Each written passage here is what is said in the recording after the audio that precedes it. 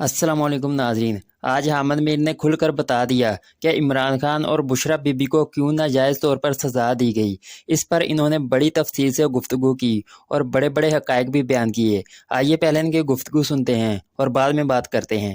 आज फैसला सुनाया गया है।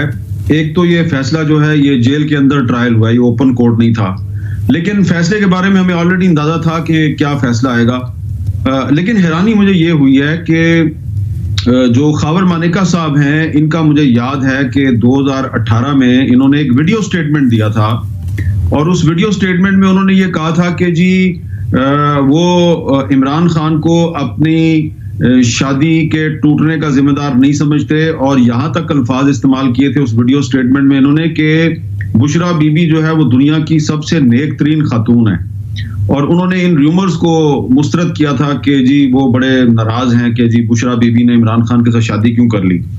तो मुझे याद है कि उस वक्त फिर बहुत से जो करीबी लोग थे इनके, और उसमें ऐसे लोग भी शामिल हैं जो बाद में गवाह बन गए इमरान खान के खिलाफ, उनसे हमने पूछा था तो वो सारे कह रहे थे जी कि तमाम जो कानून है उसके मुताबिक ये शादी हुई है। अब मुझे समझ नहीं आती कि किस तरह खावर मानेका साहब जो हैं उन्होंने एक नई स्टेटमेंट दी है और वो कह रहे हैं जी इमरान खान साहब जो हैं वो अभी से नहीं बल्कि 2014 से उनके बुशरा बीबी के साथ ताल्लुकात थे।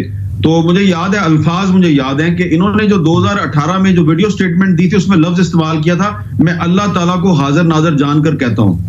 तो अभी जाहिर बात है अदालत में भी जो उन्होंने स्टेटमेंट दिया है वो उन्होंने अल्लाह ताला को हाजिर नाजर जान के कही होगी। तो मैं तो कानों को हाथ लगाता हूँ कि इस तरह एक जो मुसलमान है वो 2018 में भी अल्लाह ताला को हाजिर नाजर जान के अपनी साबका बीवी के हक में स्टेटमेंट देता है और फिर 2024 में भी अल्लाह ताला को हाजिर नाजर जान के अपनी साबका बीवी के खिलाफ स्टेटमेंट दे देता है।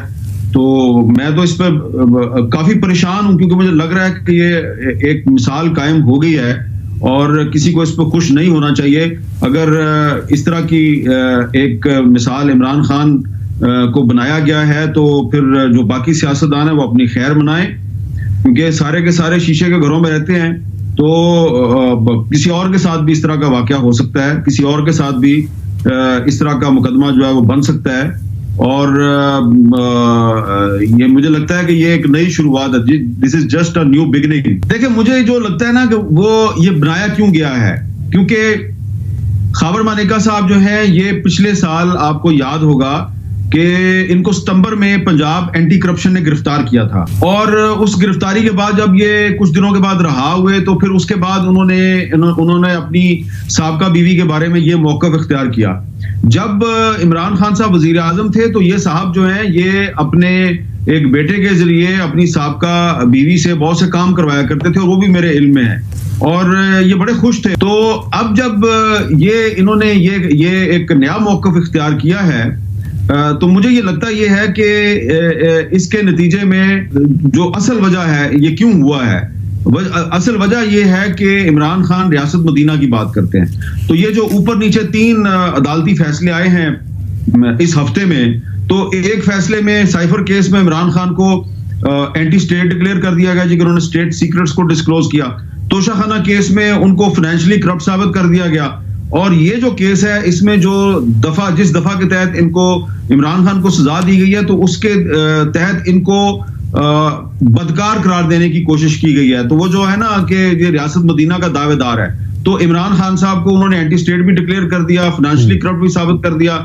इस फैसले के जरिए उनको बदकिरदार भी साबित करने की कोशिश की गई। तो असल मकसद ये है कि 8 फरवरी को जो इलेक्शन है तो इलेक्शन से पहले इस तरह के फैसले आए कि जो वोटर अभी भी इमरान खान को वोट डालना चाहते हैं उनका माइंड तब्दील हो जाए। तो मुझे ये इसके पीछे ये सियासी मंतक नजर आती है इस फैसले के पीछे। अब अचानक उन्होंने ये कह दिया है जी कि बुशरा बीबी के जरिए मेरे से डील करने की कोशिश की गई है।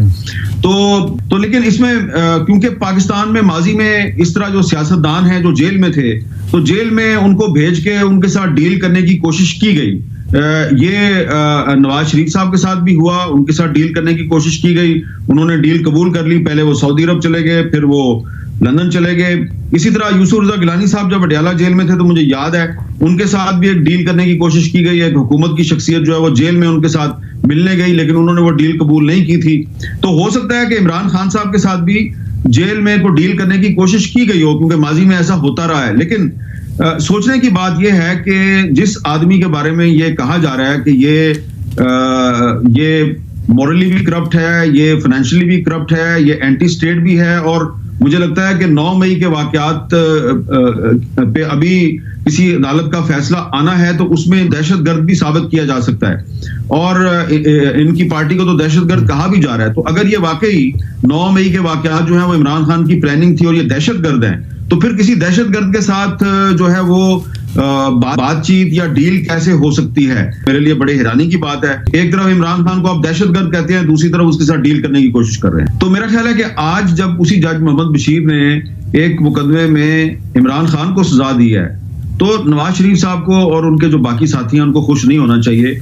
और जो इसके अलावा तोशाखाना केस का फैसला और इसके अलावा जो आज फैसला आया है इद्दत पूरी किए बगैर निकाह वाला जो मामला है, तो मुझे लगता है कि मुश्किल होगा इन फैसलों का आला अदालतों में बरकरार रहना।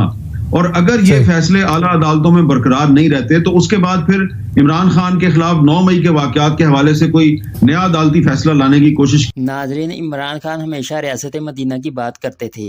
वो हमेशा ये कहते थे कि मुल्क में रूल ऑफ लॉ होना चाहिए और मुल्क इस्लाम की तालीमात पर चलना चाहिए। जिस तरह नबी पाक के दौर में सब के लिए कानून बराबर था, हर एक के लिए इंसाफ बराबर था, इसी तरह से इस मुल्क में भी रियासत मदीना के लिए सब के साथ इंसाफ बराबर होना चाहिए। तोशाखाना केस और इद्दत निकाह केस में इनका किसी न किसी तरह से प्लान ये है कि किसी भी तरह से इमरान खान को बदनाम किया जाए और लोगों के जहन में ये बात डाल दी जाए कि इमरान खान ने इद्दत पूरी होने से पहले ही निकाह किया और इस पर ही इनको सज़ा दी गई। लिहाजा नाज़रीन, आप जानते हैं कि अवाम बेवकूफ़ नहीं है। पाकिस्तानी अवाम को पता है कि मुल्क में क्या हो रहा है। नाज़रीन, हमने इनसे बदला अपने वोट की मदद से ही लेना है। आपने हक़ और सच का साथ देना है 8 फरवरी को।